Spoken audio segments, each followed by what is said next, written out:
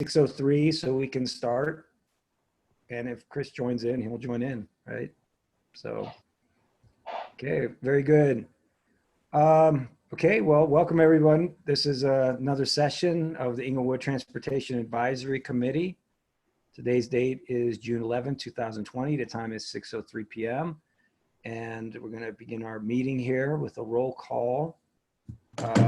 Lorraine, if you want to go ahead and go through the names and have everyone just say aye if they're present. Chair Sarno. Here, aye. It looks like we've got someone joining on really quick. Chris is here. Was that you, Chris Groff, that sent that message? No. Okay. Can you see me? All right. Yeah, we see you, Chris. There he is. Okay. Now we have everybody. If Patrick and Chris can turn on their videos, please.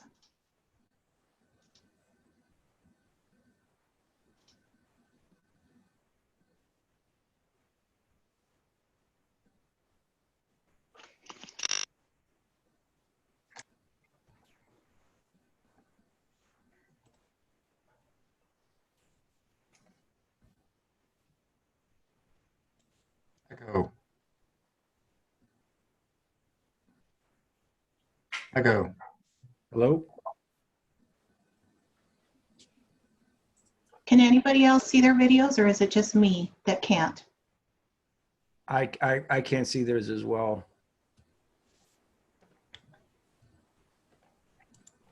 Oh, there's Chris. There's Chris. Okay. And the video is required for attendance, basically. Correct. Yeah.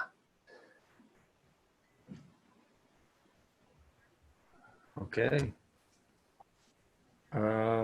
With Patrick, I guess maybe we'll find out if he's at least there with verbally through Okay. audio. All right, we'll go ahead and go. Vice Chair Lewis?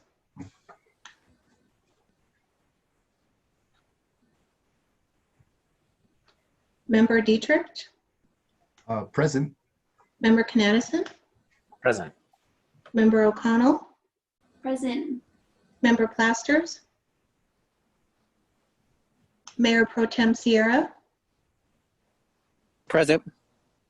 Director DeAndrea? Present. Sergeant McKay? Present. Traffic Engineer Norris? Present. Excuse me. Member Plaster just I just emailed her with a new link, so she might be on in a minute. Okay.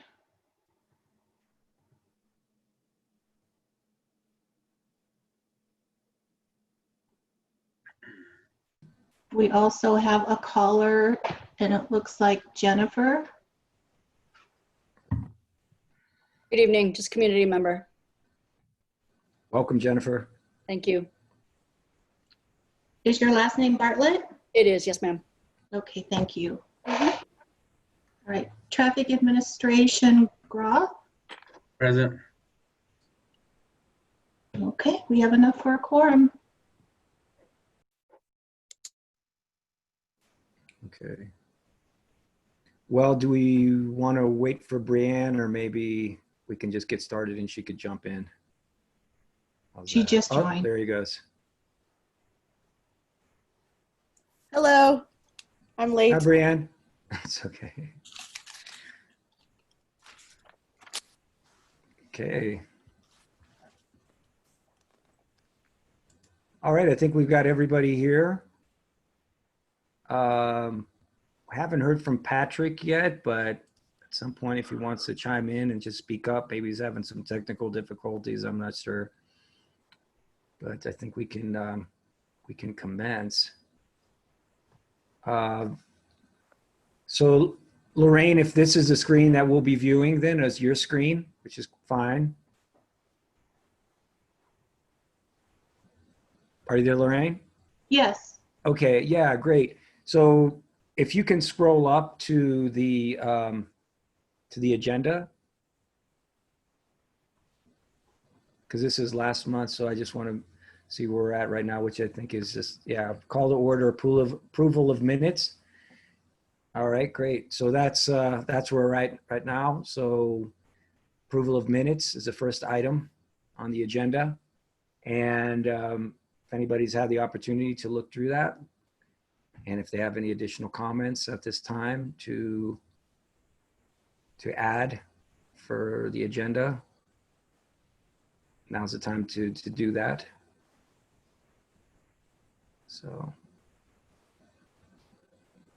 I don't usually get any comments, but sometimes that happens, but. None on my end. All right. All right, real good.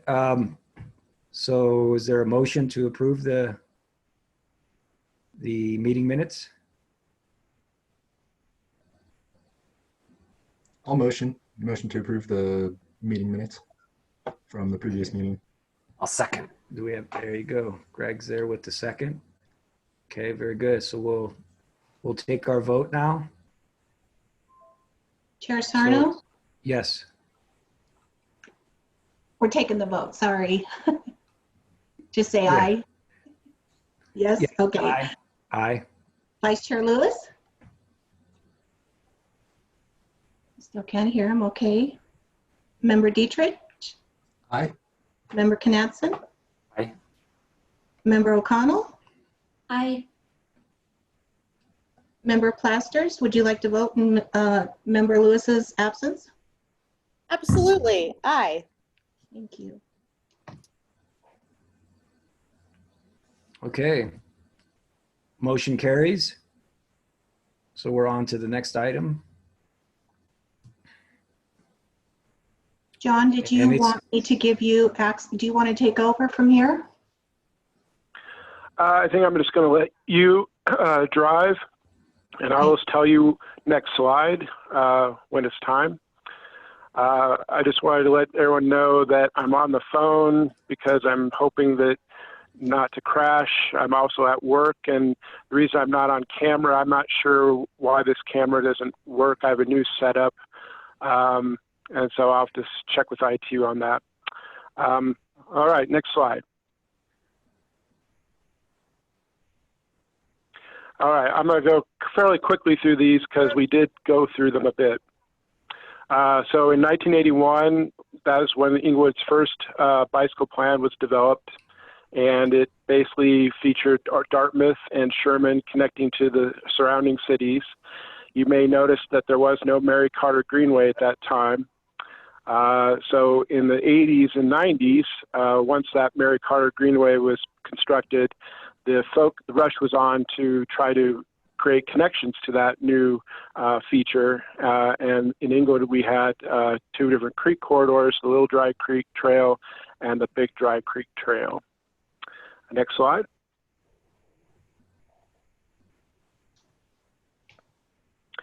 So in 2004, we decided that we should develop a new plan, and I worked with someone in Public Works to develop that plan. And what we were looking to do was simply to build a more robust network through our own city and to connect the dots between surrounding cities, local parks and schools, light rail stations, and the central business district and the medical district.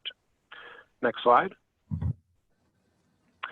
Unfortunately, shortly after that, we had some bad financial problems with the Great Recession, and there was no funding for bicycle improvements.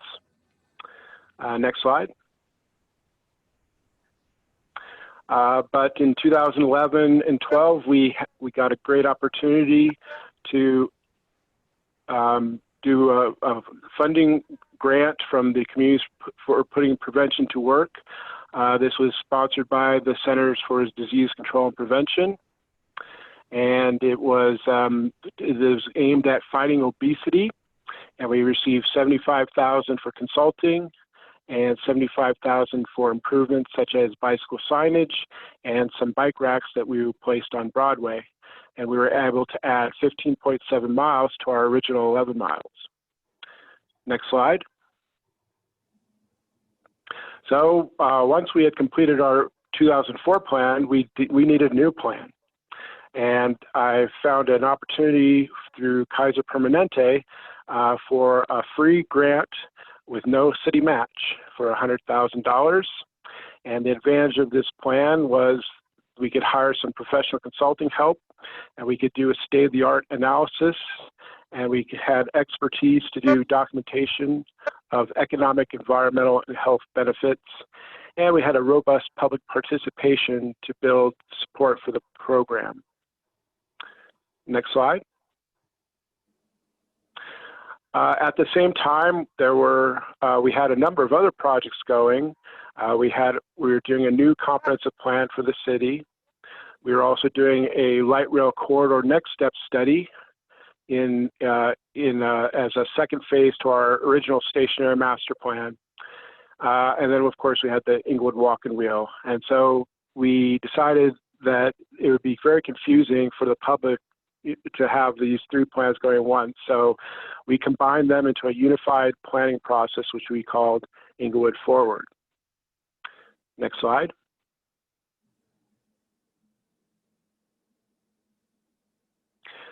So the light rail corridor next step study, this involves transformative big ticket pedestrian and bicycle connections that cross major roadway barriers and that provide more direct and safer connections to the light rail, resulting in new opportunities for housing and office redevelopments. The major projects that are featured in the next step study are the Englewood Light Rail Trail. It's a pedestrian and bicycle trail running parallel to the light rail, featuring bridges across Dartmouth, Hampden, and Oxford Avenues, and runs from the Big Dry Creek Trail all the way north to Bates Avenue near the new General Ironworks development. And then at Englewood Station, we are looking to build at the Englewood Station Santa Fe Drive pedestrian bicycle bridge across Santa Fe Drive on the picture on your lower left. The first phase project that we are currently working on that I believe an RFP has gone out for is the Oxford Avenue pedestrian bicycle bridge for 100% design and construction. And we also have an opportunity to look again at our Santa Fe pedestrian bridge project through the Santa Fe Drive planning and environmental linkages study, which will be has kicked off just recently. Next slide. And the third project was the Englewood Walk and Wheel Master Plan and Program. And these is citywide, small dollar projects that can be implemented relatively quickly within a 2 to 3 year time frame. And our quick win projects out of the Walk and Wheel were Clarkson Street, Dartmouth Avenue, Oxford Avenue, Floyd Avenue, Sherman Street, and Old Hampton Avenue. Next slide. So for Clarkson Street, we implemented that a few years ago. The Clarkson Street was scheduled to have an overlay done to the street. And so the city manager and we met with Cherry Hill's city manager, and we worked out a deal where we would kind of pay for and do our sides of the street. Cherry Hills decided to do it on their own, and then we hired somebody to do our side. And so what that featured was new signage on the Cherry Hill side, because that side didn't have the bicycle signs as we did on our side. And then for the rest of the street, we did the Sharrow markings at every end of each block. Next slide. Dartmouth Avenue. This was a real problem street for a long time. We had a lot of complaints from neighbors, especially east of Broadway up that big hill. They complained about excessive traffic speeds and a lot of accidents happening, particularly at night. And so there was quite an uproar and cry out for something to happen there. And so our solution, basically, we were also planning this bicycle facility. And so our solution was to narrow the travel lanes to 11 feet and create this shared bicycle parking lane. It's a slightly different. The pictures turned out, the actual project was redesigned a little bit from the original from some of the recommendations from Chuck Huffine. And so it is a little bit different, but it kind of shows a dashed line instead of a solid line. Next slide. And then we have Oxford Avenue, which is just getting underway today. I live right there in the house on the right. So today's condition, this is a very wide street on West Oxford from Broadway to Navajo. It's 100 feet wide. It's the same right of way as Broadway. The reason for that was that there was once a trolley service from Fort Logan to downtown Englewood a long time ago, and that's why it was so wide. It features today 12-foot travel lanes and a 12-foot shared bicycle parking lane. And our new treatment will instead separate those. We will have a 7-foot marked parking lane and 6-foot bicycle lanes and 11-foot travel lanes. And then east of Broadway, the street narrows quite a bit, and then we will just kind of have a neighborhood Sharrows treatment similar to Clarkson. Next slide.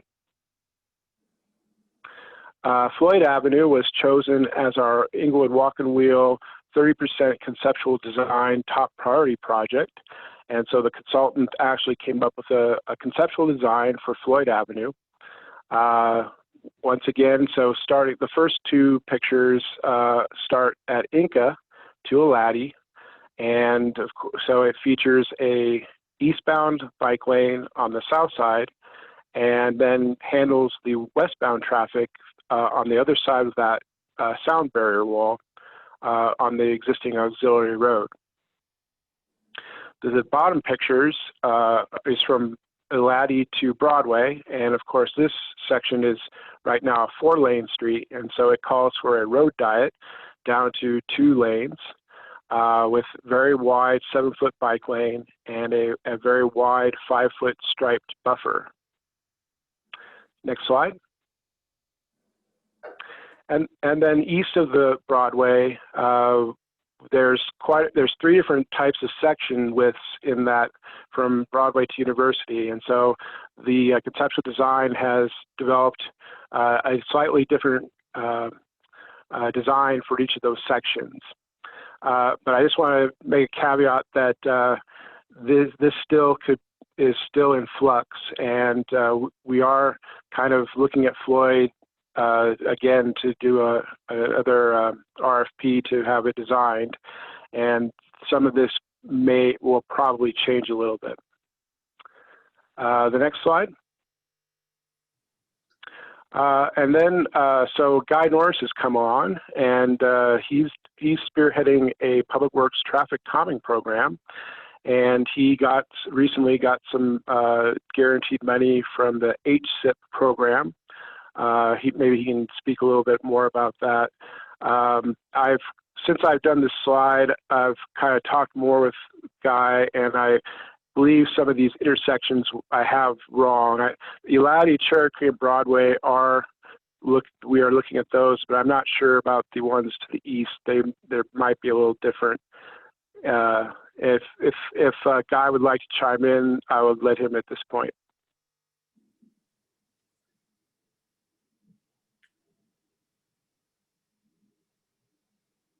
Yeah, so as John has said, it's the design's still in flux. I got some money for a specific area, and it looks like we'll be able to modify the application some.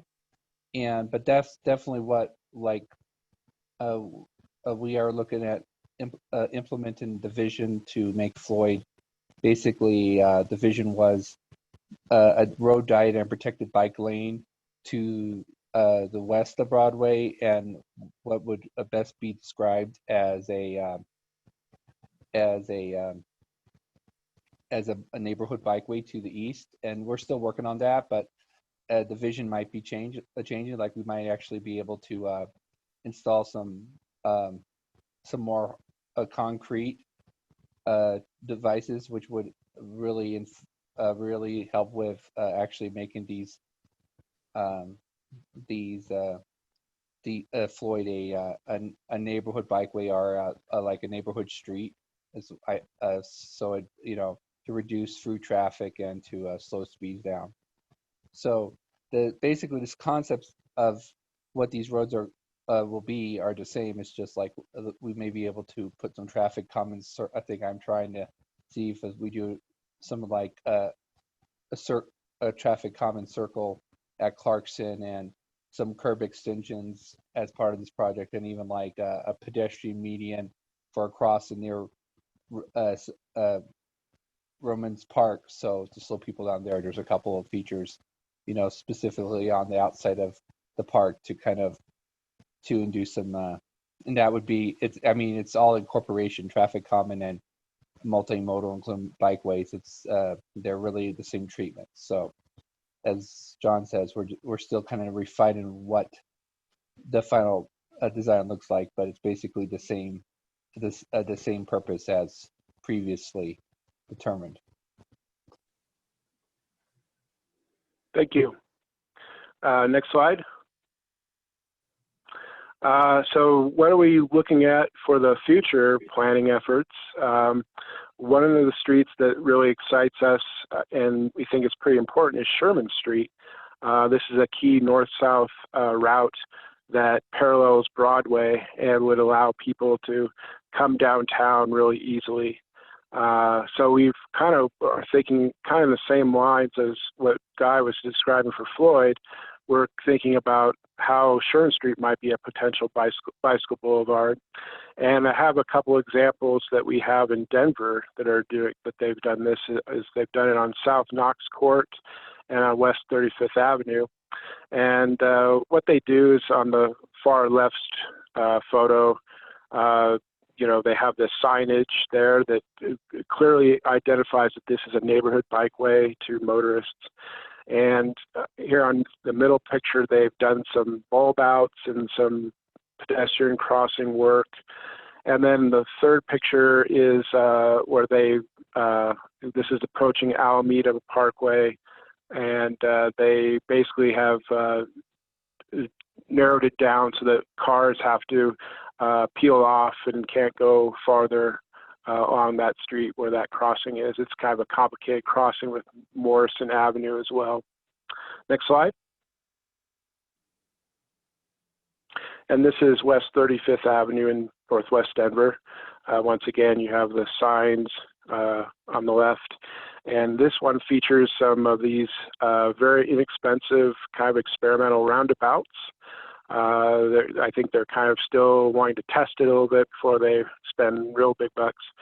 So they've got that. And then on the far right is a really nifty diverter type of treatment where cars can't cut through Lowell Boulevard. They have to turn left or right.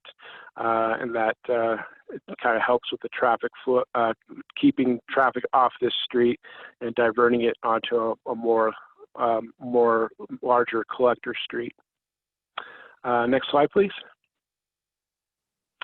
So another street that we are excited about is Old Hampden Avenue.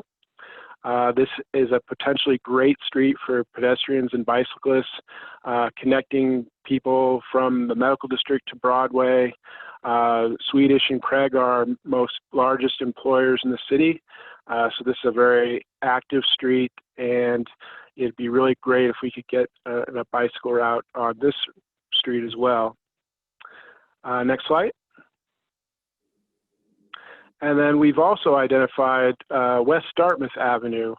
And this was not necessarily a quick win, but it's kind of risen up a little bit on our list because it is really the last major gap for the entire Dartmouth corridor through Denver and then Englewood. And it's the last portion that hasn't been addressed, from the South Platte River Trail to Federal Boulevard and the future Loretto Heights redevelopment site. It's a bit more complicated in some ways. It is a truck route, so bicycle lanes are probably the best thing that we can do here. And it's also complicated by the fact that it runs through 3 different cities, and so we have to coordinate with Denver and the city of Sheridan as well. Next slide. Oh, that was it. So that's where we are right now today. And I guess at this point, I would like to throw it open to everyone for some general comments on bicycling and what you think are the priorities are. If you believe that these are the right streets to be focusing on, we'd like to hear.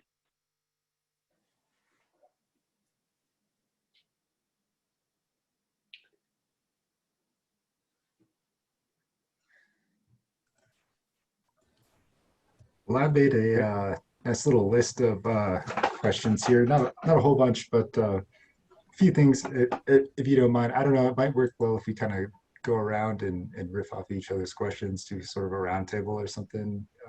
That sounds all right. So the Floyd project, so back, let's see, it would be slide, whichever one we were talking about, East Floyd on. But for East Floyd, I think that sounds like that ties in pretty nicely to some of the stuff we talked about in the last meeting about one-ways or restricting the turn options on some of those streets. So just want to make a comment that I thought that ties in pretty nicely. I'm also kind of curious if there's been any more progress on that, but we can talk about that later. The roundabouts, the test roundabouts that Denver has, I think that's pretty interesting, kind of a neat concept. I'm curious, I think that's slide 17, if we were planning on trying some of those out or maybe doing some in addition to some that we already had in mind that we have a pretty good feeling about that we're, you know, comfortable moving forward with. I know we've talked about some roundabouts in some previous meetings, but yeah, the test ones are kind of interesting. Has the city talked a whole lot about that? I guess I would give that to Guy.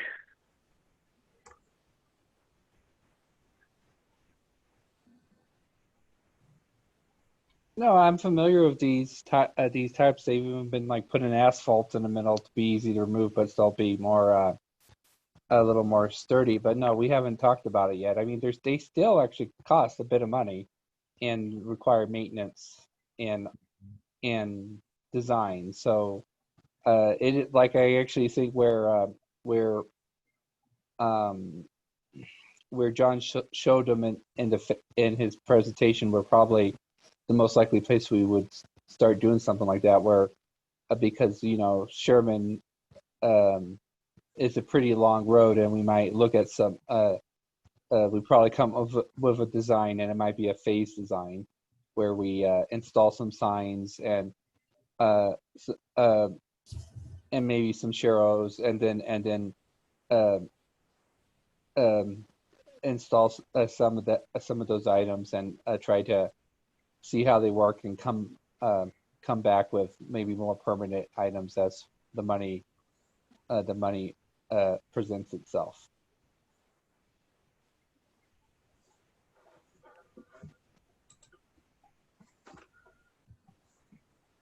Thanks. On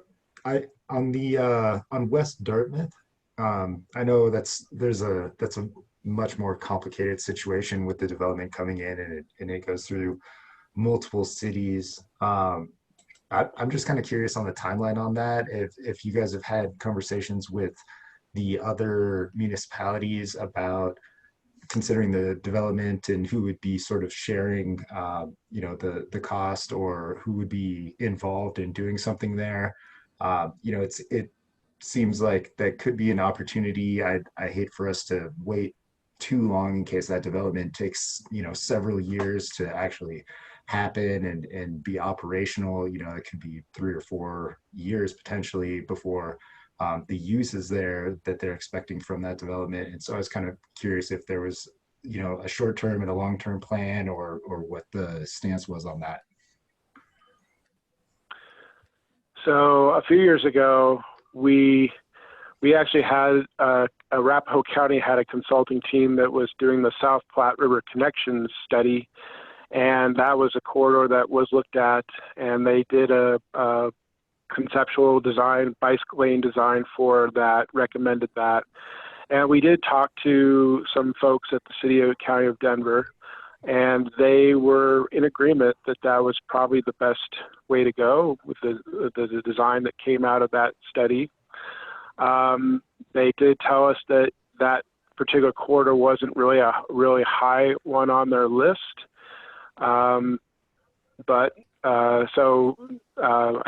Nothing has really gone on since then.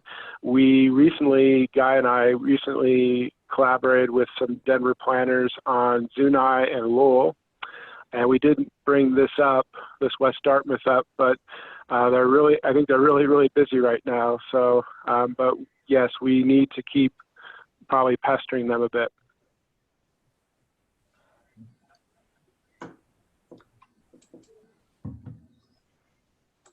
Right. I guess my last comment on here is sort of a general comment about something that we've talked a little bit about in the committee before, not extensively, but it manifested itself in a couple different places in the slideshow. First place was on slide 2, and I'm speaking specifically about the Little Dry Creek Trail. So it's on slide 2, and then I guess slide 3 a little bit kind of talks about it, but not directly. And I guess slide 9 also has some information about it. But the connection from where that Mary Carter Greenway sort of terminates by the pond, by Hampden and Broadway, the connection and sort of the signage from there over to both the light rail and then down to the South Platte River. There's that massive parking lot in between. We've brought it up a couple times before. I didn't see anything in here that was sort of addressing a way to connect that trail that goes through there. And that also would go across some of the bike routes on the east side of Broadway as well, where they connect to the Greenbelt also. But just kind of curious if there was anything that you guys were planning to do with that. I know there was some discussion about the revamping of the intersection of Hampden and Broadway, and so I wasn't sure if that was going to be tied into it or not. But the way that Greenbelt sort of just terminates at that pond is continues to be sort of confusing to people without a good connection or direction through the, you have to go through the parking lot, and the roundabout is kind of the current way right now. So just curious if that was going to be included anywhere or what the plan was for that portion. Mm-hmm. So yes, I believe what we can address some of these things in some simple ways early. And the way we may be able to do that is that there's currently going on is a downtown or city-wide wayfinding and placemaking project is going on. So we would hopefully, that's something that would be important, because right now, correct, that it kind of dumps you off at that plaza, and it's not clear where to go. And so yes, I think in the short term, that's definitely in the cards. Longer term, this will also become a very important priority for, we're looking at to try to develop a downtown development authority. And we have a steering committee in place, and we've kind of just finished up a draft plan, and we will be taking that to the voters in the fall. And if that's approved, I believe this will become a very important priority for the Downtown Development Authority. And we have done some preliminary looking at possibility of creating a different route than what is there currently today. And so I think there's opportunities early and then a little bit later on as well. Yeah, great information to have, and looking forward to seeing how that progresses. And that was my last question. Thanks.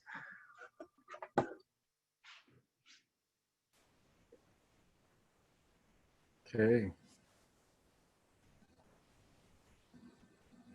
So John, I just want to commend you on this presentation. I think that it's well done and informative, and I also enjoyed your images about the post-crash and the reasons why and so forth. But my question is, of everything that you've listed here, is the city been impacted by, the recent COVID and all that with budget?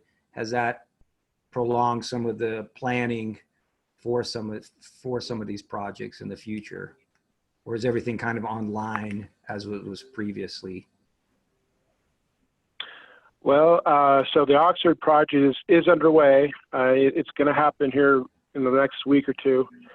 So that obviously it's not affecting that.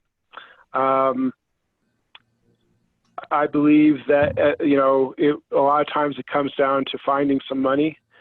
So like the Oxford project is one that I chase from Dr. Cog to get some money to do that one. Guy was successful here in getting quite a chunk of money from the HSIP program. So it's, a lot of times we got to find some source of money. So, but I believe that this has become a more important program within the city as well. And I believe there's actually now a pool of money that has been reserved, I think, for these types of projects. And maybe Guy could add something to that, maybe, if I don't know. Yeah, I mean, nothing's really changed yet. I mean, a lot of it's, we don't really know exactly when we'll be able to find all the funding. I mean, we've actually relatively moving fast with a lot of new stuff, but yeah, a lot of the vision isn't funded yet. And also, as we install more, the maintenance of these improvements will start increasing too. So that's going to be an issue too. So especially like, as you know, striping does not last that long. So as that grows, then the more money will need to be contributed just to maintain what we have. So that's why we need to kind of think about, whether it's bike lanes or whether it's a neighborhood way where where we use more permanent solutions that would be they will last longer and that yet then need less maintenance. So, but yeah, we are considering all that, and obviously it is likely that a little effort, a little momentum could be lost with the economy, but the program will still be moving forward. We just don't know what speed it will be at. Okay, great. Yeah, I think that one of the things I picked up on in your presentation, John, was the different funding sources that the city has chased down. So whether it's from Dr. Cog or some grants and so forth. So I want to commend you on that.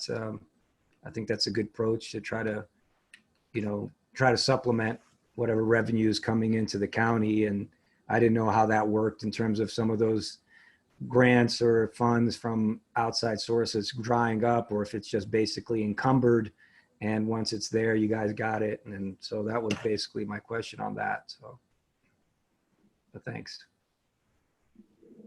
The funds already secured should not go away. Okay. Good. Excuse me, Maria has her hand up. Okay, Maria. Thank you. Yeah, I would just add that Mayor Pro Tem Sierra was also vocal in our discussions on the CIP about including money in the 2021 budget for the walk and wheel plan implementation. So the budget process is still several months long, but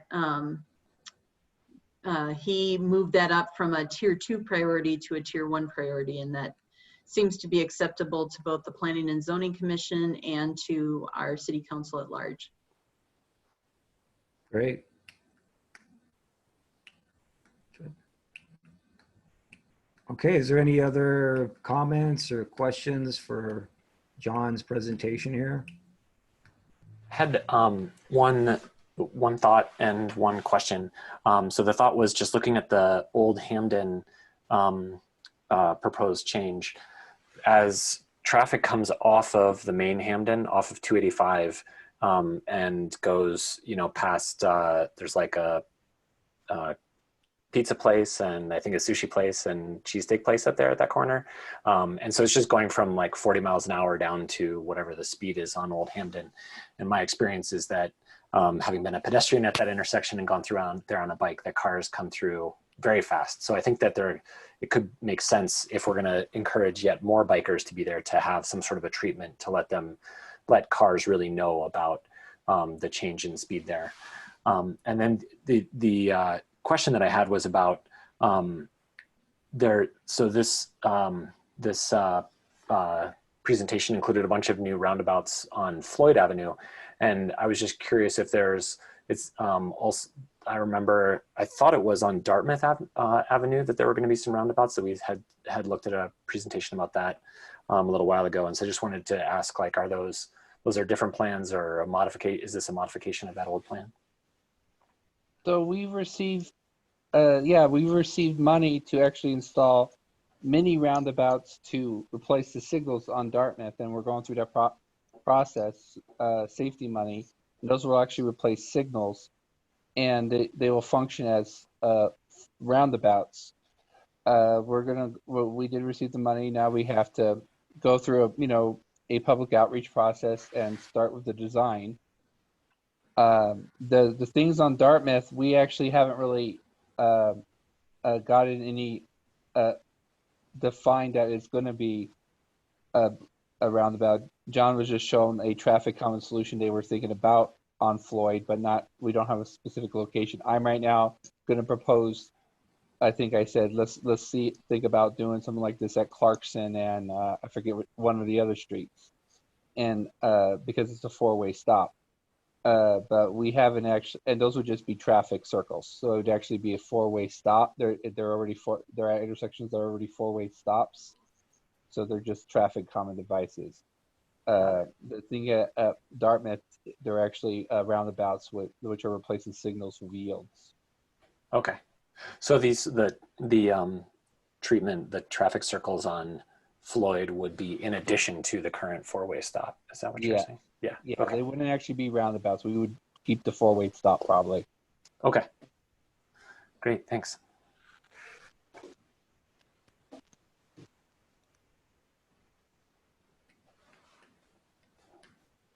Okay, if there's anybody else, any other comments? Again, John, I want to thank you for the presentation, and I think in the overall, the general direction that I see this taking is a big positive as far as I see it. So thanks for your time in putting this together and presenting it to our group. Thank you for having me. Okay, John. Okay, Lorraine, I think, are we up to the next item then? Agenda item? Yes.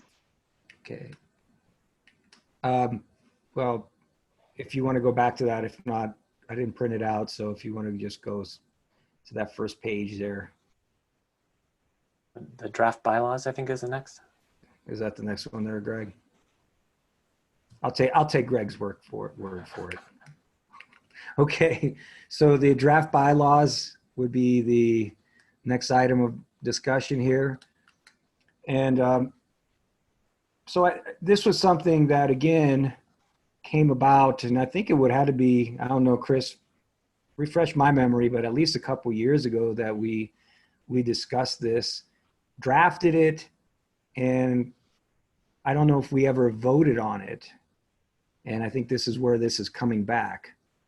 So in that, I think right now, and there's been, of course, new members that have come into the committee since then.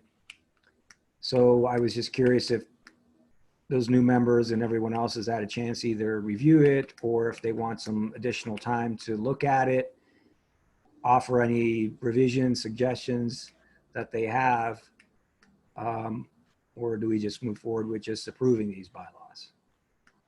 I can provide a little background. I'm not sure how much Lorraine can fill in some gaps, but yeah, we have to refer to these bylaws occasionally. In the past, it's been things about voting of alternate members, or just the sorts of things that are addressed in here tend to come up from time to time, and we've needed a reference for where to point people for an answer on things, things like calling in by phone or video meetings, some of these things that are not necessarily contemplated or, not something that's been laid out previously. And so we needed to make sure we had some bylaws. When I first joined the committee, we actually didn't have bylaws adopted by the committee. We were just sort of running off of what was standard for some of the other committees. So I don't remember if we approved them or not, or if this was, Neil, I don't remember if you brought this up as an agenda as a checkpoint, or if we have a requirement for a annual adoption of the bylaws. Not clear on that one, but this is important stuff for our meetings and how we conduct them. And so I think it's important that everybody sort of understands what's going on here as sort of a general review. Looks like Maria raised her hand. Yeah, I just want to say, yeah, Chris, I agree. This was brought to my attention by Lorraine in terms of the bylaws. So that's why I get added on there. So yeah, basically it's just kind of revisiting this, and I think trying to put this to bed, if you will, because if I recall, and correct me if I'm wrong, Lorraine, but I think that was it, was that it was never fully voted on. And so that was kind of a loose end, if you will. That's correct. We could not find a meeting where the bylaws had been approved. So we just need to see if the committee will approve them, and then we will get them over to the city attorney's office. And where was this draft pulled from?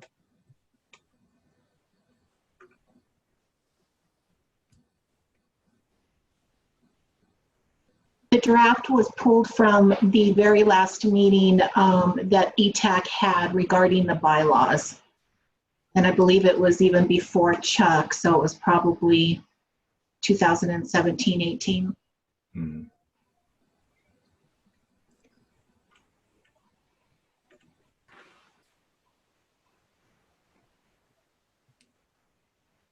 Yeah, so it has been some time, and like I said, Chris, I'm going back, and I'm just throwing out a window of time in my mind that was probably a couple years ago. I think it was when I initially joined the ETAC, so, or somewhere there about there. So if this is something that we can just vote on today, that would be great. If not, I'm okay with also having the committee review it, wanting to add or change anything to it as well too, if that's the notion of some. So as I mentioned, I think there's been plenty of other people that have joined in the committee since then. And so I want to give them the opportunity to review it if they have anything as well to offer. I think that's great to bring it up, and this is definitely an important thing for the committee. There are a couple things. I believe last time we were discussing it, there may have been some involvement from the city attorney, although it may have only been simply to provide us a draft that was from another committee. So I don't remember if we got stalled out on a question there or something, but I personally have now looked back at my notes from the previous meetings regarding the bylaws to kind of catch up on where we are. So I personally would not be comfortable voting today on that. I would probably want to abstain because I would like a little bit more time to review it and check my notes. I don't know where the other committee members stand on that. And then my other question is sort of, how much flexibility do we as a committee have to make modifications, or what would be, do we need the city attorney to review this? If we do want to make any modifications, is a question back to Lorraine or Maria.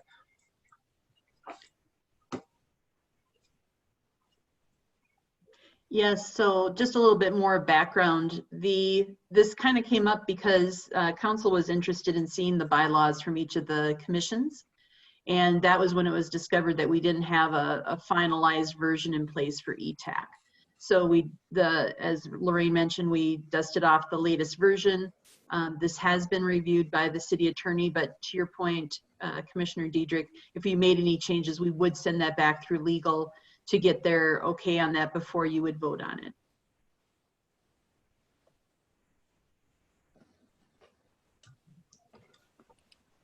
Okay, so I think,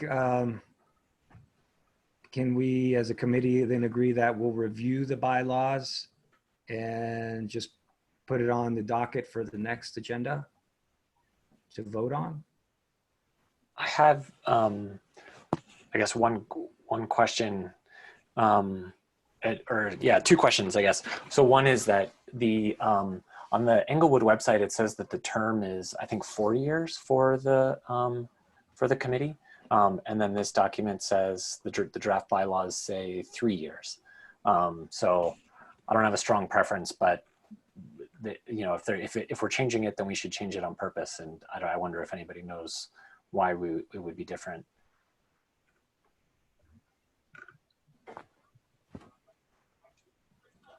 I don't have an answer for that, Greg, other than Yeah. maybe that was just something that was never corrected. And Yeah. so that is the likely explanation that I have. And for that. the other question I had was about participating in meetings and voting, which I think it said had to be done in person, or that the quorum has to be in person. So that seems pretty hard for us to approve that from a remote meeting. I think so that's. I guess I would look to like the city to give advice on what that language should be. Okay. Maybe in these times we can look at this and maybe add some sort of language there regarding that, Greg, in terms of the world we're living in right now, the virtual and so on, and just revisiting that. That might be something to look at. Yeah. And it seems like it should be the same, I assume, for most committees. So that's why I feel like it's something that, the city can follow up on.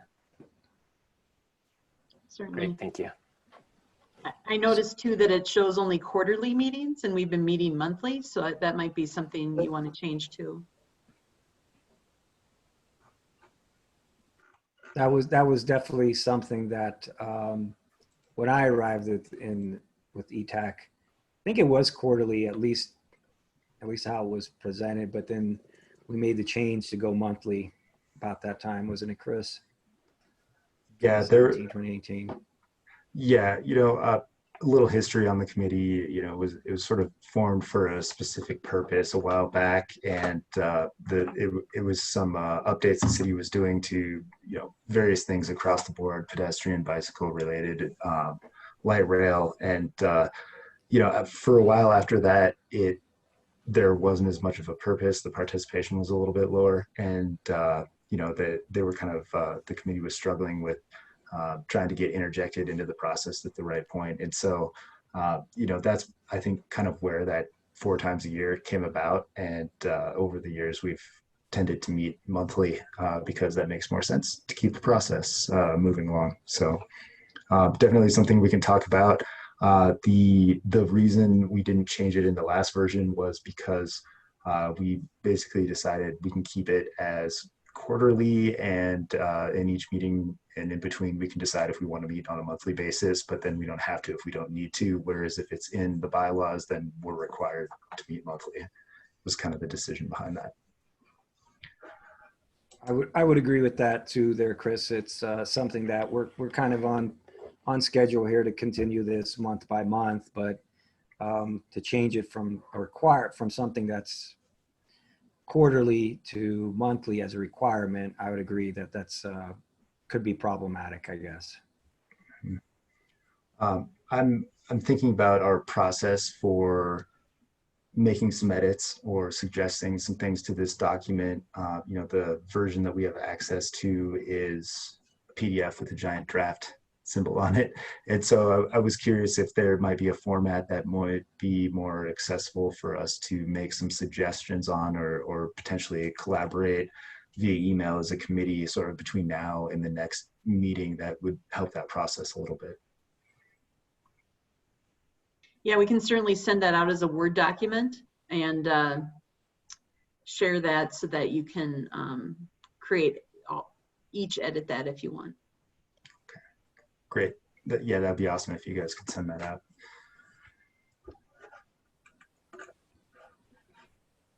Okay, very good. So I think that Lorraine, yeah, that's the one request I think we have.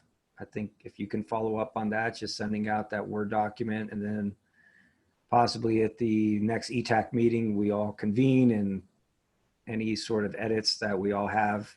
Maybe we can all put them up on the screen, or just, you know, participate that way, contribute that way, and showing, here's what I suggest, and move that forward. Hopefully we weren't the only ones, right? Okay, sounds good. Okay. All right, anything else on the bylaws?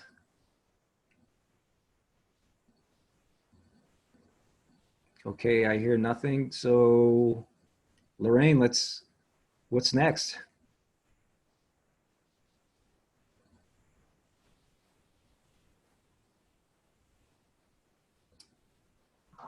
All right, so we have temporary street restrictions to through traffic. Yeah, this is something that I think has been very fluid, and of course, especially because of everything that's going on, very interested in this, because I've been talking to some people in the neighborhood, some people down off Broadway, the business district there, of course, and there's been a lot of different discussion about it. So most of it, I think, has been very encouraging and very supportive of it, but I think this was something, was this also sent through Polco that the city sent out? Yeah, so Maria, or do you want to talk a little bit about, you know, what the feedback was and where the city stands right now on this issue? Sure. Yeah, so at the ETAC direction from last month, we followed up and put out a poll, or a little postcard, I should say, to adjacent businesses along Broadway, and then a second postcard to the streets that we identified. If you recall, I had identified 3 locations adjacent to parks, and then at your direction, we had added some other residential streets that might have, you know, that were more dense or located in other areas of the city. So I'm going to try and share. Lorraine, if you could not share, so I can share my PowerPoint. Let me see if I can do this. Oh, yeah, you have to stop sharing. Thank you. So I'm just gonna go through a couple of slides. These were presented to council last night, and why can't I see it?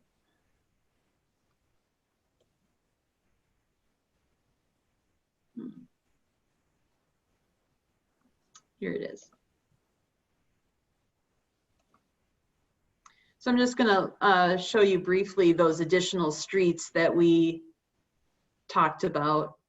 So this Duncan Park we had talked about last time, as well as Jason, Bates Logan along the north side. Then we added Mariposa Drive because of the reservoir right there. And just, that'd be a nice walk, if you would, adjacent to that open space and water feature. Then we added a street near the high school along Grant Avenue, which was also fairly dense. The 3300 block of Washington, which is just on the north side of the hospital, which is very dense. They've done a couple of very high-rise residential developments along this street. And then finally, the 2900 block of Eladi, which is over here by the RTD and some of that new development that's going on up in that area. So the direction from council was, and what I didn't provide to you last time in the memo were the approximate costs of installing this. So we had put together a cost estimate before we went to city council last night. And that was for about 10 weeks, it would cost about $23,000. So that was new information shared with council. And then we also did that poll. So we polled all these residents. There was about 157 properties adjacent to these streets. And the results were somewhat mixed. So it was 59% were in favor and 41% were against. But we only received 37 of 157 properties, assuming that there was just one response per property and not like a husband and wife, which we can't tell from the poll. So many of the comments were mixed. There was high opposition from Mariposa Drive, at least one comment. very positive comments from a couple of other people. But then in general, just, kind of wondering how long this would take and more of the details of the program. So again, I think overall people were in favor, but a little bit tentative as to how this might work, if I can sum that up. And so the direction from council last night was, instead of, given the relatively high cost, is maybe, and the kind of split decision, if you will, is to look at a couple of locations as sort of a pilot project. The feedback from Denver was that this has been very successful, and that they've, even people have come around who maybe weren't on board to begin with, but that they see that there's been very little impact to their home, to their property. They're generally on board with it. So we might experience that same thing. The other kind of factor being, do we really need to do this at this time, given that more businesses, more areas are opening up? Do we need to have, dedicate more space in general just as a result of the virus, or can we get by with basically our existing park areas? So that was the discussion last night. And so they really left it up to city staff to determine which of those two locations we should implement. The one idea too that came out from Bates Logan was perhaps use Cornell instead of Bates, which I think is a good idea, because Bates obviously has more traffic than Cornell. Plus you have the parking lot down here that, if people were to drive here instead of walk, they'd be adjacent to that and then could use the street in front of here and yet still access the park as well.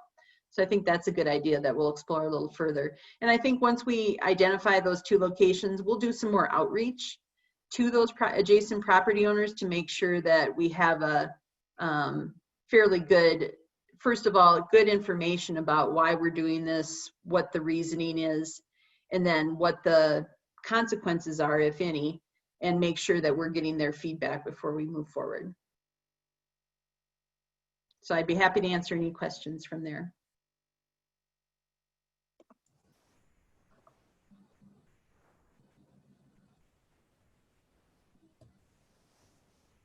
Okay, I like that location as well too, Maria, in terms of at least somewhere around the park there. And even if it's not Bates, then Cornell, I think, yeah, that's a reasonable suggestion as well too. So it is one of those where it's a little bit anticlimactic, I'll say, because it feels like probably the desire for some to make this happen now has waned a bit since as you mentioned, everything is starting to open up a little bit, or the urgency. But, I think I would agree with it being a good pilot program, because not knowing what's going to happen in the future here, and just being able to have that ability to say, we've done this before and it's, been something positive the community has responded to. I still see it as a overall positive to try out a few locations if the city council's approving that. So. And I think that the good part about that is we can easily ramp this up or ramp down as needed. So if we get right. Some barricades and some signs. So even if the outcry was huge, we could dismantle this relatively easily. Good point. Agreed. Yeah, I think that it's not anything structural that we're installing. It's just literally barricades that can be moved at any time. So there's very little bit of investment, if you will, on having to do something that could take time to install and or remove. Yeah. All right. Neil, do you mind if I jump in real quick? Mayor Pro Tem Sierra, of course. Yeah, so basically I wanted to just state, so obviously we did have good communication or a good conversation about it last night.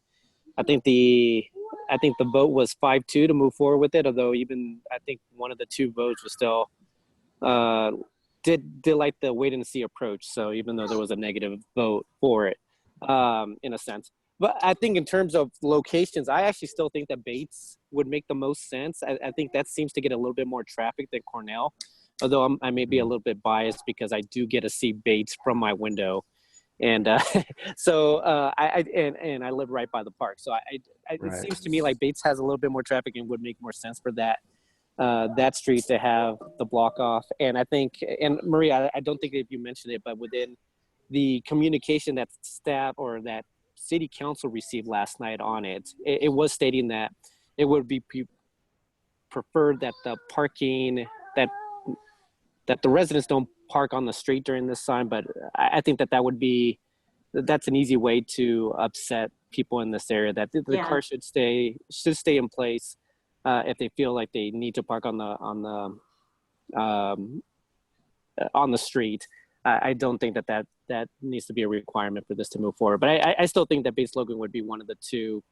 If we decide to move forward, obviously I'll leave it to staff to decide, but I think that would be one of the ideal locations to test pilot this.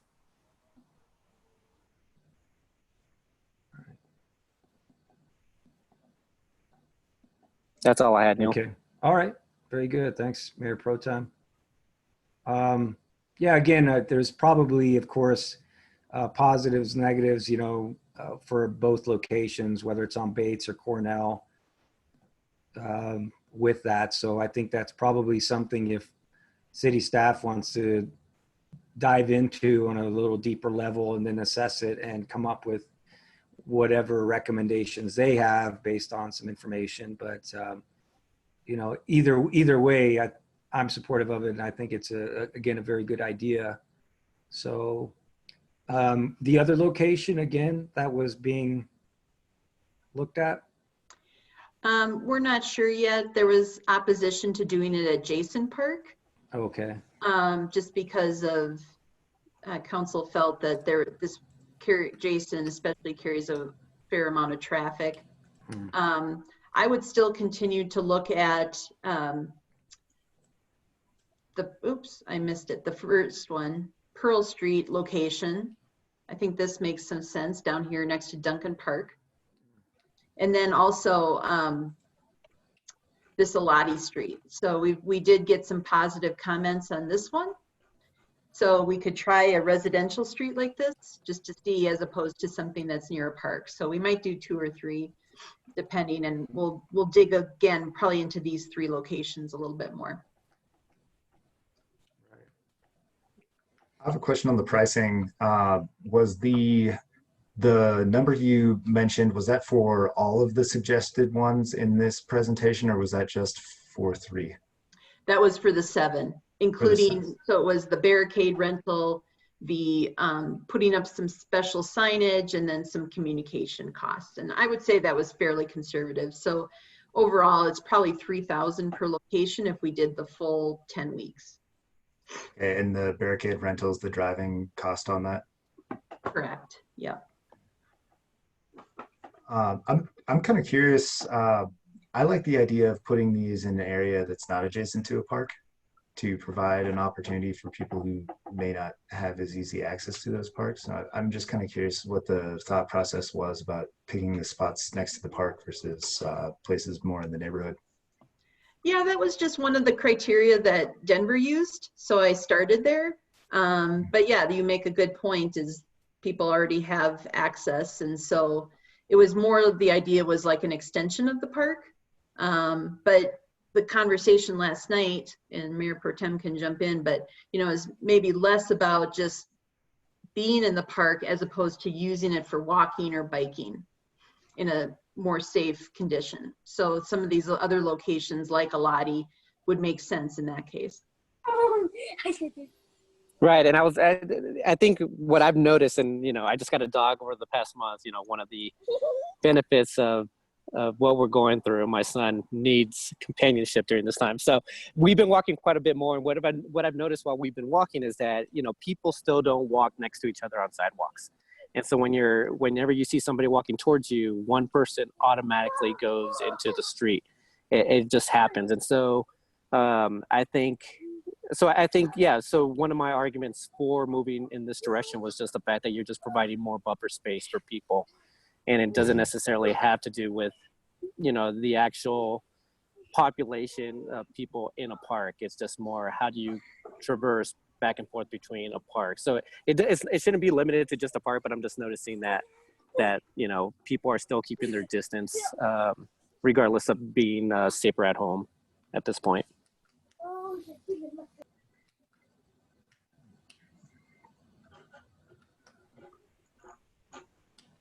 Okay.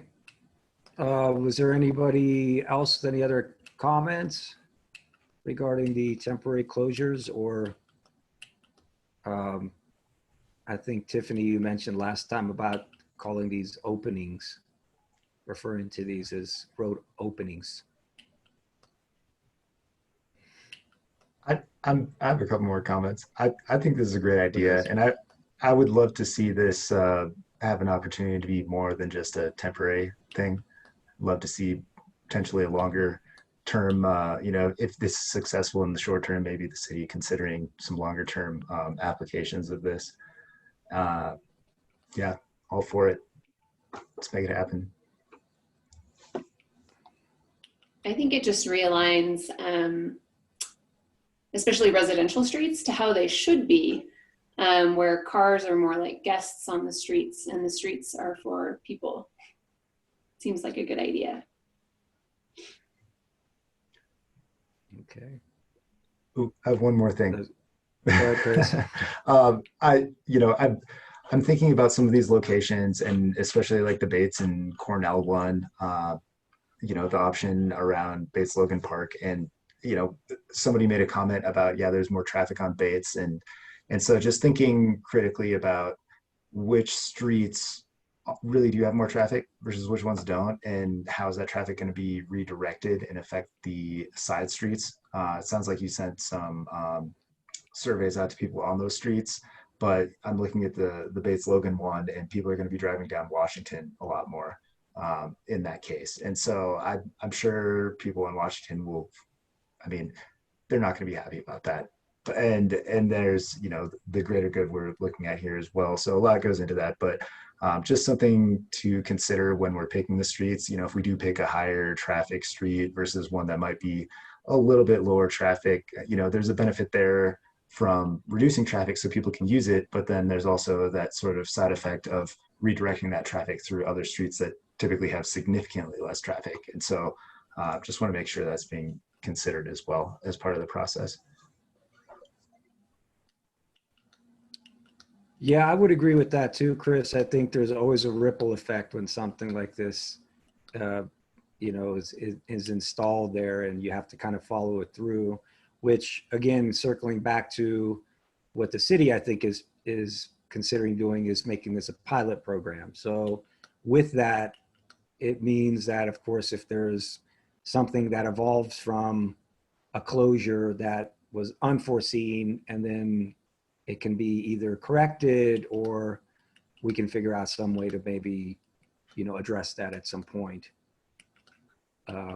So I think, you know, as much as I support this as well too, I think it's important to understand that, yeah, if we try a few of these, it's kind of a trial and error thing, to where maybe we can say, okay, that didn't work out here at this location. What are some of the reasons why, and so on, and then kind of understand, you know, the reasons for it and make some adjustments if necessary. I'd hate to have an idea like this all of a sudden wither because, you know, it was something unforeseen, and then all of a sudden it's gone ahead and ticked off a bunch of people, and the word gets out that the, you know, this was a failure of an idea. So I don't think that's the case, but there might be some things we need to follow up on after these are implemented, to just make sure that, yeah, everybody, not just on those streets, but then in the following streets where the detour takes place, those people and those residents are also accounted for. So.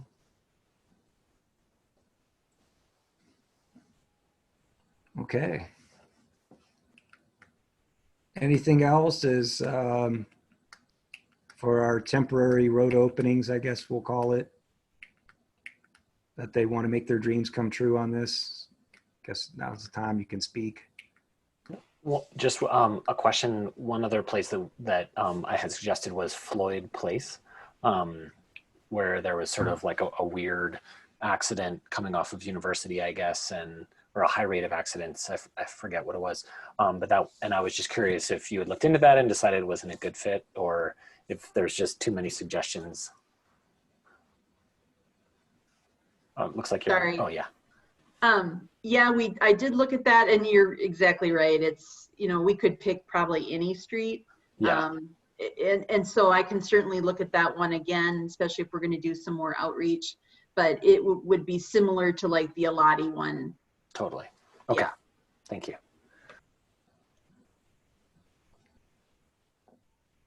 All right. Oh, great. Well, I guess, Maria, I think you can just keep us informed on this as it moves forward and do that, and we'll just keep Will that. do. Okay, very Okay. good. Okay. Next item.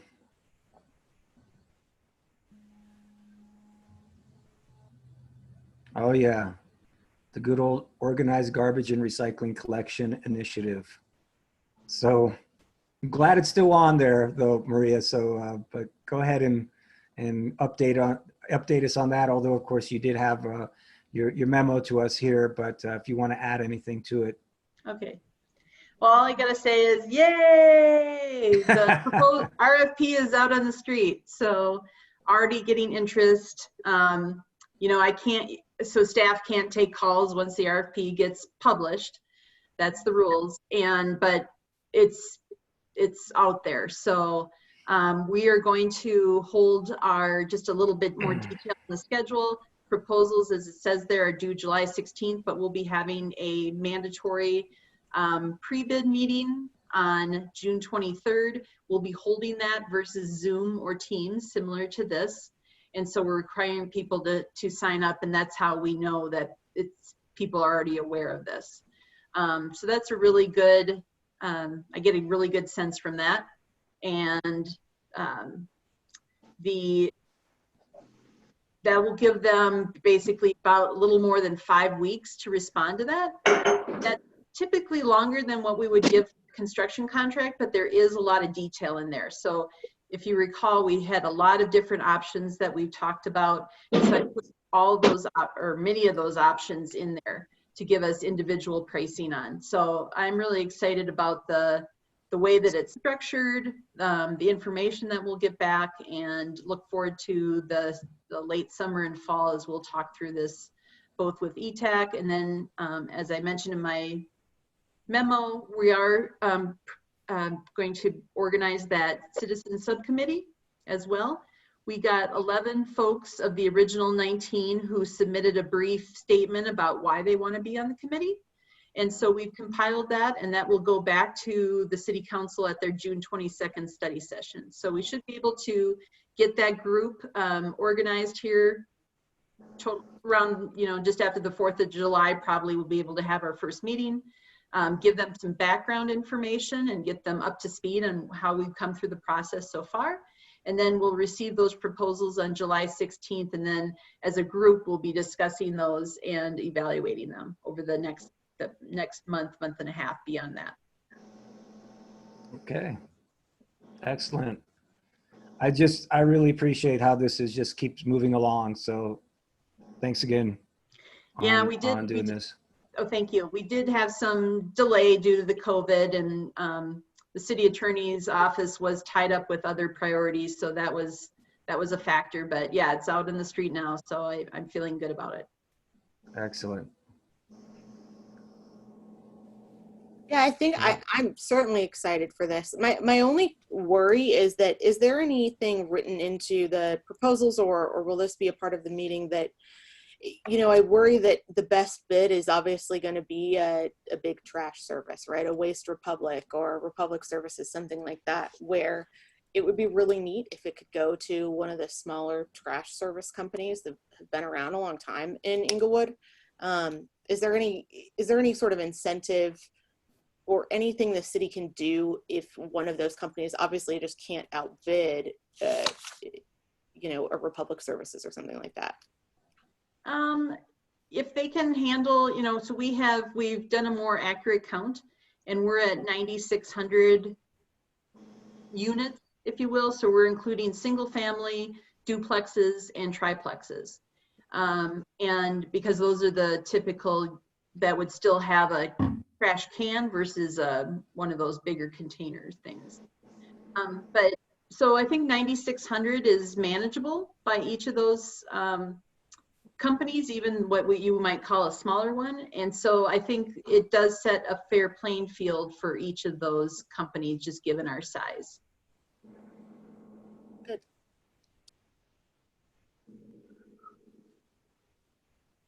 Okay. Any other comments on the garbage and recycling collection initiative? Okay, very good. Thanks again, Maria. Yeah, just keep us posted as the months progress here and how those RFPs come back. That'll be very interesting to see what happens with that. Okay, on to the next item.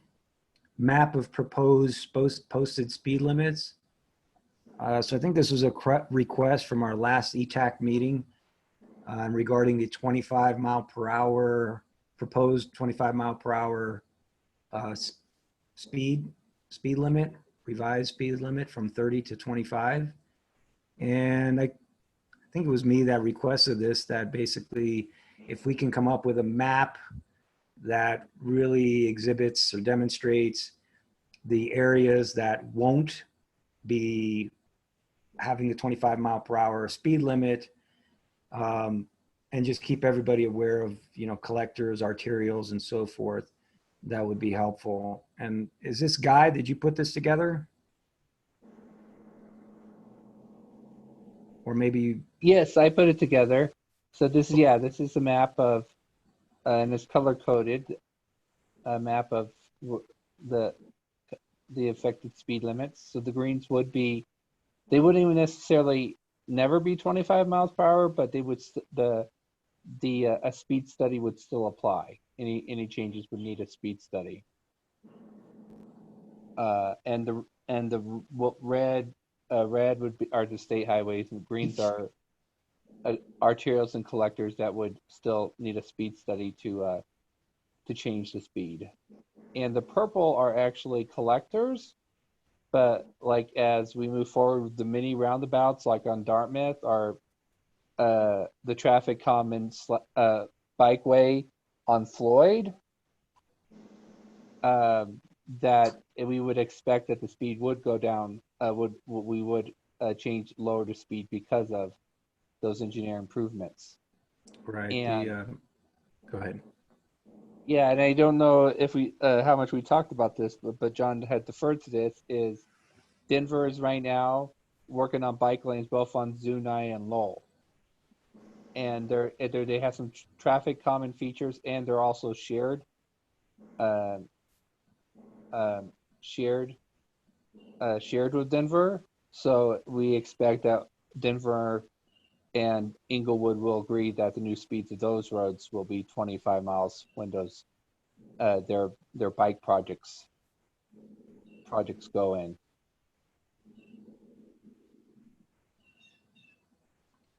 All right.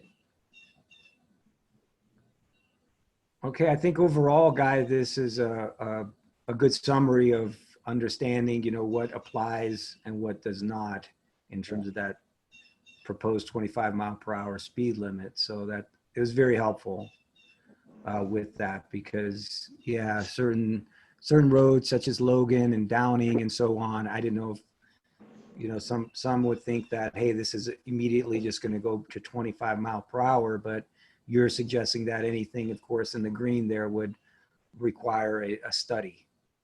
Yeah, even in Denver, they still even it's still by posted. So like some arterials, collectors like Logan are still usually 30 miles per hour. I can't remember if Logan itself is, but like collectors of that size are even the cities that have 25 mile per hour speed limit, those streets are still need to go through a speed study, just like in Englewood. They don't lower every street. Right, understood.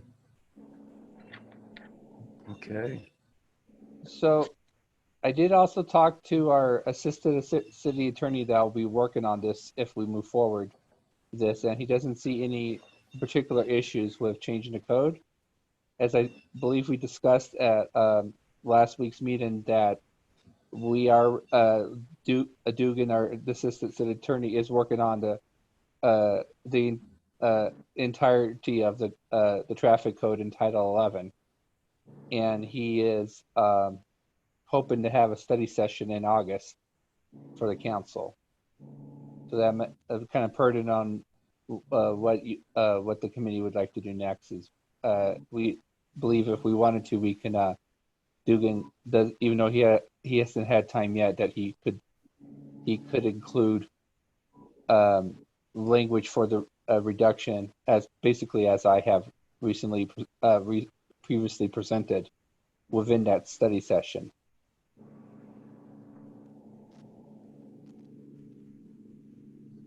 Okay, and so with that, is this something that ETAC should have a recommendation for the city council previous to that, or is that something following this study session?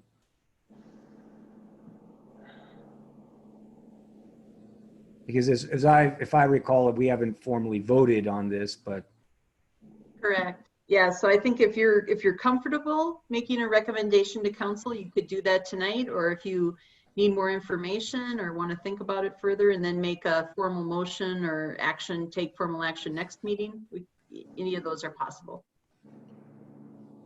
What does the group think?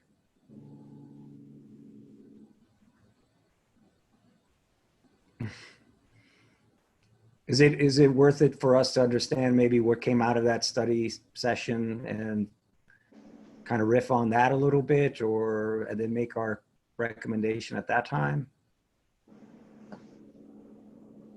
So just throwing that out there. I think we could go ahead and, I think that we could have a discussion and potentially a vote on recommending moving to 25.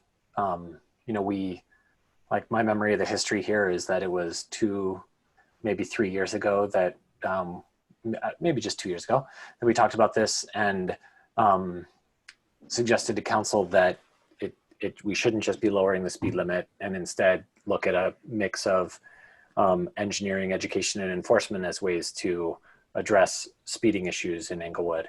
And council said, thanks for your feedback, but try again. We really think you should consider lowering the speed limit. So I feel like we've talked about it a lot. We've got some great, this is a great support material to take to that study session. And I think we've talked about a lot of angles of how lowering the speed limit is beneficial. So I guess I'm leading up to making a motion that Englewood lower the speed limit, or that we encourage city council to investigate lowering the speed limit to 25 on the streets, that are in black on that map. And the other, I'm forgetting the color. Is it green or purple? Chartreuse, as investigated in the future. We could probably say any one of the other colors, Greg, right? Yeah. Would be, okay. Yeah. I'll accept that amendment. So the law would probably not be written to correspond to the map. It just, that would be the effect. Sure. Yeah, those would be, because the traffic engineer would retain the responsibility of patrolling the speeds as it's written in the code appropriately. But that would be the effect of the law. That's how it would come out. And I would suggest that that at least a vote might be prudent, so that you'd like it to at least be part of the study session. So kind of give Dugan some clear direction. Whether you guys, it sounds like that maybe is at least, if you're not ready for the recommendation, that maybe it sounds like at least that it should be included into, Dugan's gonna, redline any big changes. So it's not like it will be snuck in. I second Greg's motion. Yes. Okay. Very good. So next step is We all vote. And Discussion. Or I'm sorry, go ahead, thanks. Discussion on this? Let's open it up. I thought, Greg, you just mentioned that we've talked about this to death, so I don't know if, but we can continue discussion for sure. So, yeah, if there's anybody else with any other additional input. I recall that if it wasn't last month, maybe the month before that, but when this all came back around, and Guy, you had, I think there was 2 different numbers in terms of implementing what this would be in terms of cost. And if I recall, and there was one number that was on the lower end, of course, that was somehow tied to just posting signs at different locations. I think that would say 25 miles per hour unless otherwise posted. And that was a way to bring down what I thought was some of the other costs that would be in excess of $100,000, if I recall. Is that something that has been discussed and resolved, or if you remember that from a couple months ago?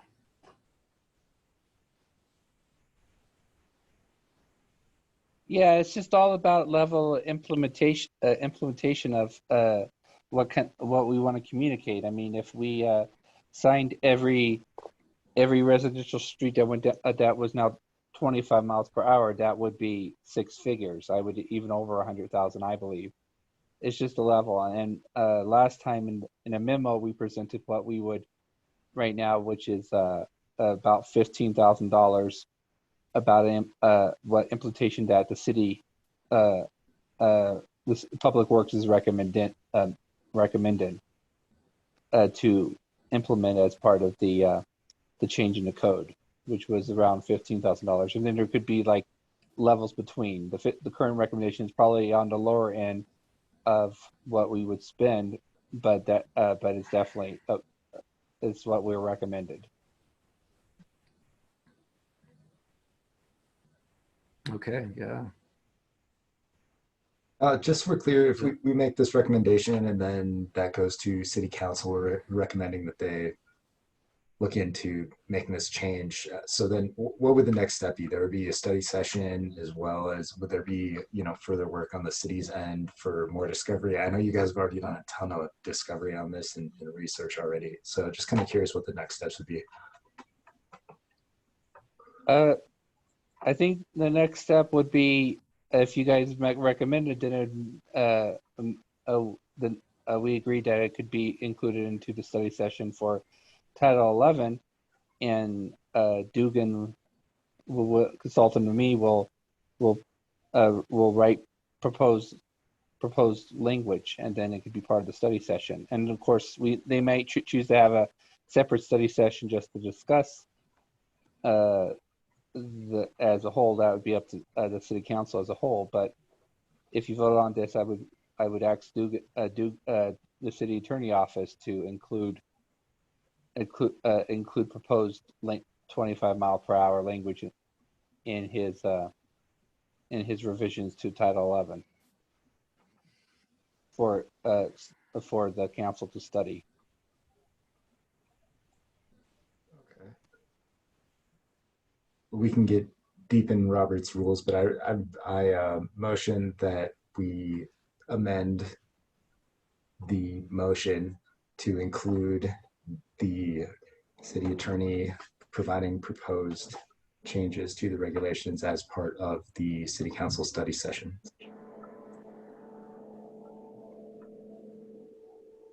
Okay. Accept that. Seems friendly. Okay, very good. Any other comments, discussion?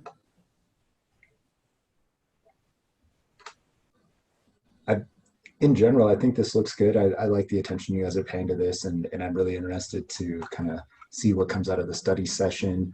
I think there's, to Guy's point about, there being several different options. I think we're probably going to land over time somewhere in the middle with an implementation probably, and I think there's going to be a lot of people really excited about this. Okay, very good. So with that, I think we have a motion, we have a second. And if there's no further discussion, we can move to a vote. So Are we voting on my amendment to the original motion or to the original motion? good question, Chris. Let's vote on your amendment first. All right. So we'll vote on Chris's amendment. And to include the attorney. Go ahead. You want to say that, Chris? Yeah, to having the city attorney include proposed amendments to the code as part of the city council study session. Okay. We have a second. Second. Very good. Lorraine, do you want to do the roll call? Chair Sarno, Aye. Vice Chair Lewis, Member Dietrich, Aye. Member Knudsen, Aye. Member O'Connell, Aye. Member Plasters, in Vice Chair Lewis's absence. Aye. Okay, very good. The ayes have it.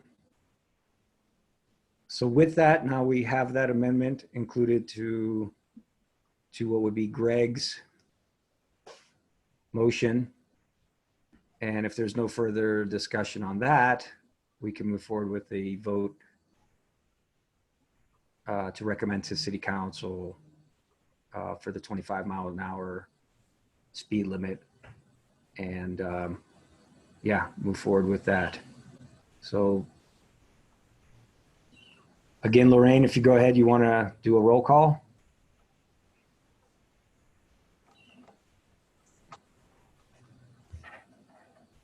Chair Sarno, Aye.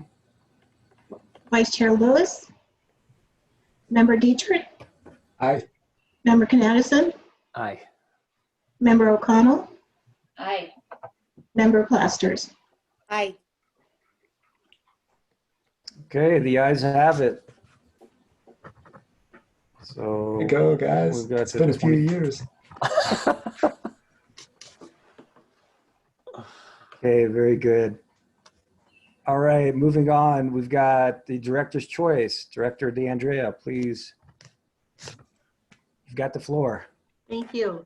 Yeah, just a couple of things to mention. So we've got a lot of construction going on down in the south and west portion of the town, what we call Zone 2. So if you've driven along Oxford yet today, or if you get a chance, the work should be done by the end of the day tomorrow. So we're doing a slurry seal on the top, so that turns it black essentially. It's a very microfine, about a 3/8 of an inch surfacing. Our city staff did all the crack sealing in advance of that to make a nice smooth surface. The slurry seal goes down, and then we'll have the striping go down, so we'll have those on-street bike lanes completed by the end of tomorrow. So really exciting. That was a great project, a lot of departments involved, and we're really excited about it. And then we'll move from there. We'll be moving to Windermere. And if you recall, we're going to put those Sharrows on there along near the RTD bus station as you move up to Kenyon. We'll do Kenyon, and then there's several sections of Elati that will be slurry sealing as well. And that work will probably take through most of next week, but then we'll be wrapping that up. We did receive bids for our mill and overlay project. They were quite favorable in terms of price. We got 7 bids, which was great. And that work will consist again primarily within that Zone 2 area, so south of Oxford and west of Broadway. Then we're also doing concrete grinding of sidewalks to eliminate trip hazards. That will start on Monday the 15th. And then we're finishing up construction on the Romans Park retaining wall in the kind of the northeast portion of town. So that's going quite well. The weather has been great. We've also finished the alley grading project in Zone 2. So a lot of work going on. And I'll stand for any questions. Sad alley grading project, including laying down some of the repurposed surfaces from the streets like you guys did last year. That worked out pretty good on my block. Yeah, not so much. We're focused on grading the alleys to create that center V to get the drainage to occur. So we're not really adding material, we're just more shaping it to get that better drainage. And then we're applying a material called DuraBlend, which seals the surface and then creates less washboarding when the heavy trucks like trash trucks drive down the road, or excuse me, down the alley. And it also prevents a lot of dust from occurring. So those were the aspects that we were doing. This is through a contractor. All right. Well, this is the time of year, Director DeAndrea, that, yeah, there's a lot of action happening, and especially right now in terms of maintenance and doing that. So, yeah, I've noticed that in certain alleyways, and including my own. So I think the city's become much more active, I would say, recently in dealing with the alleyways, whether it's grading or adding whatever material to it or shaping it to deal with the drainage issues there too. I've seen that also. So very good. Anything else for Director Andrea? Okay. We'll move on. Chairperson's choice. So for myself, I just want to say that I don't have too much, but I did get a street sweeping flyer on my door. So if anybody tells me that the city doesn't send these out, I can at least hold this up to them and say that it's bogus. But so yeah, that's that. A lot of the other things we've already talked about. Also, yeah, the Polco, I did notice there was a few of those surveys that have been out there. So the closure was one that we had discussed. And I think there was something else as well too.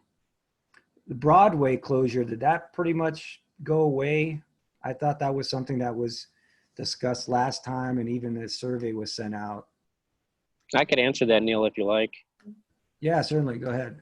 So it sounds like the businesses were actually not fully in favor of that, so that we're going to be providing additional space, that area in between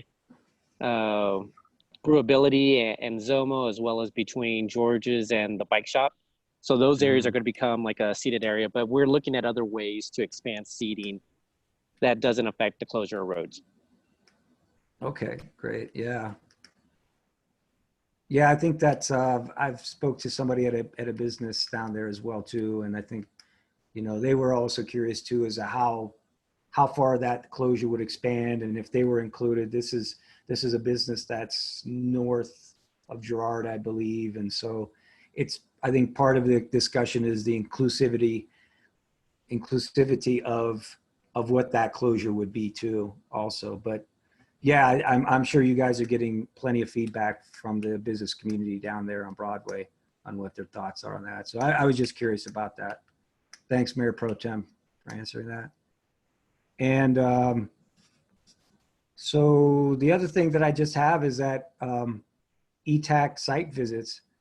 With this, great weather, we're here, we're on the cusp of summer. And I know that was kind of a pipe dream for us previous years to go out there and maybe look at certain sites together. And, I always thought that would be very advantageous on a few ways, of everybody to get to know each other, on a certain level a little bit better, but also, just to be there on site and just look for things that sometimes you don't capture when you're behind a screen. And of course, in these days, I know that's difficult to do, but if at some point anybody has a notion or, the interest to do that in the group, maybe we can do that, keep our distancing and do that, and meet somewhere. If there's a specific location or what have you that we can do. So just want to throw that out there. So,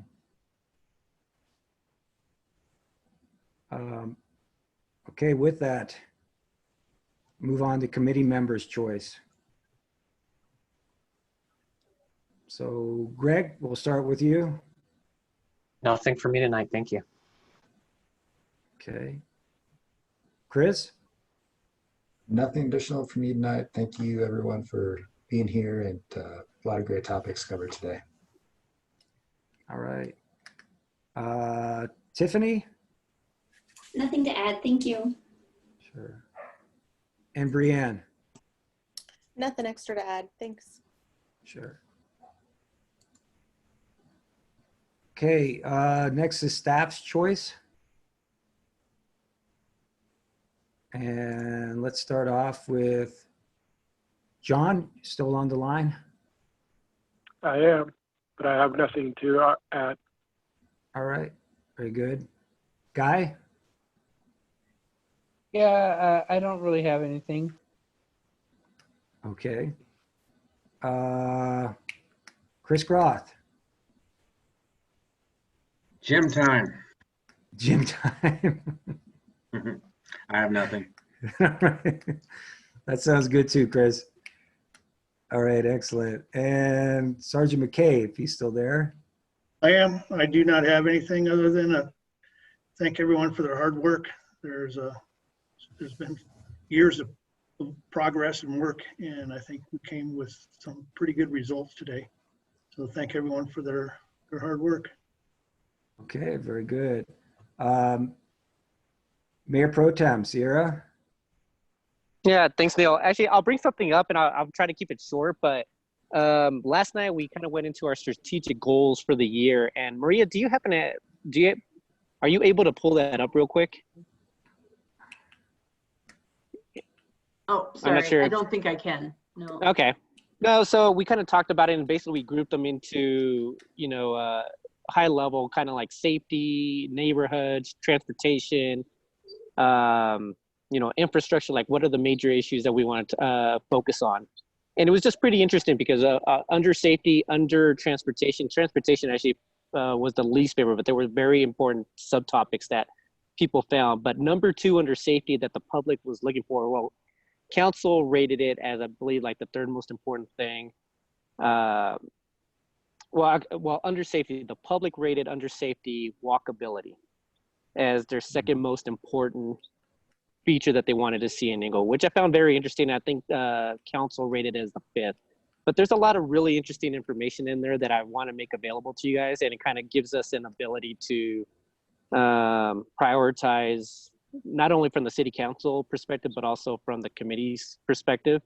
So I'll make sure that you guys get a copy of that. And then obviously if you guys have any questions on it, I'll be happy to answer it. But I just thought that there was some really interesting information and kind of helped me with my vote to move forward with the road openings to, to pedestrians and cyclists on the streets surrounding the park. So that was a major issue for the public. So I'll just make you aware of that. Other than that, there's nothing else for me tonight. Okay, well, we look forward to any other information you provide us there, Mayor Pro Tem. So that's good. Thank you. All right. And Lorraine, do you have anything to add?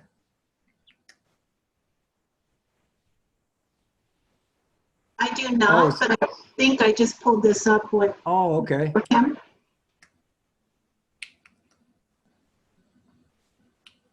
Lorraine, I don't think that's it. That's actually something else that we're talking about as well. So, Okay. but I'll be sure to get that over to you, Lorraine. Okay. And then you can distribute it to the committee. Thank you. I pulled that up too, and I saw the traffic code study, and we didn't talk about that, the traffic code update, but I think that would be a good topic for a future meeting. It'll be coming up soon. Okay. All right. If there's not anything else, I think that adjourns our meeting. So thanks again, ETAC. Thanks for everybody coming and showing up and making some movement, making some progress. So, oh, I see Greg raising a hand. Oh, he's just waving. Okay. All right, Greg. Well, hey, everybody, have a good time. Thumbs up and see you later. Thank you. And we'll catch you next time. Have a good night, everyone. See ya. Thanks. All right, bye-bye. Bye.